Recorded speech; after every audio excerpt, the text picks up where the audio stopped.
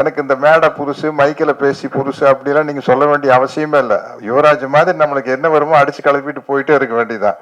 இந்த மாதிரி படங்கள் ஓடுறது வந்து ஒரு இப்போ சினிமாங்கிறது ஒரு என்டர்டெயின்மெண்ட் தானே. உள்ள போனோம், ஜாலியா சிரிச்சோம், வந்தோம் அப்படிங்கிறது ரொம்ப முக்கியமான விஷயம்.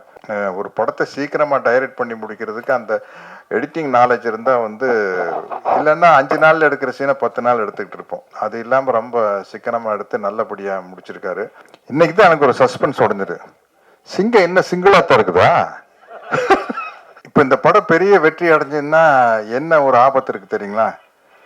இந்த படம் பெரிய சக்சஸ் ஆச்சுன்னா எந்த படத்தினுடைய இசை வெளியீட்டு விழா நடந்தாலும் கரண்ட் ஆஃப் பண்ண சொல்லுவாங்க. சார் அது லைட் போனாதான் சார் படம் சக்சஸ் ஆகும் அப்படிங்கிற மாதிரி அப்படி ஒரு சென்டிமெண்ட் வந்து சேர்ந்துரும். மேடைக்கு வர்றவங்க நிறைய பேர் சொல்லுவாங்க, நான் எனக்கு எனக்கு மேடையில் பேசி அவ்வளோமா பழக்கம் இல்லை அப்படி எல்லாம் சொல்லுவாங்கல்ல. அது உங்களுக்கு என்ன மொழியில வருதோ அப்படி பேசிட்டு போக வேண்டியதான்.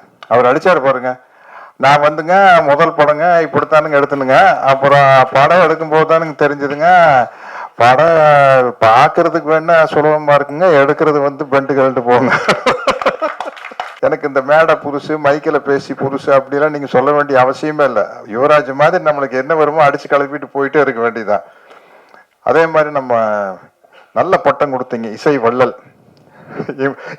இல்ல அது சில சமயத்துல அந்த இமான் அப்படின்னு பேர் இருக்கையில இசை வள்ளல் இமான் அப்படின்னா நம்மளுக்கு ரொம்ப பளிச்சுன்னு இருக்கும் இல்லையா?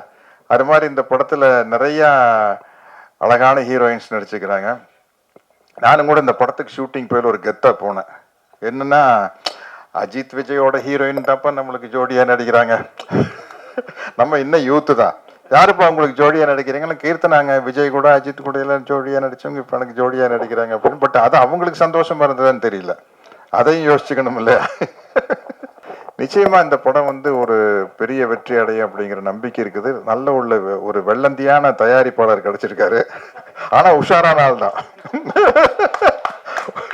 இந்த மாதிரி படங்கள் ஓடுறது வந்து ஒரு இப்போ சினிமாங்கிறது ஒரு என்டர்டெயின்மெண்ட் தானே. உள்ள போனோம், ஜாலியா சிரிச்சோம், வந்தோம் அப்படிங்கிறது ரொம்ப முக்கியமான விஷயம்.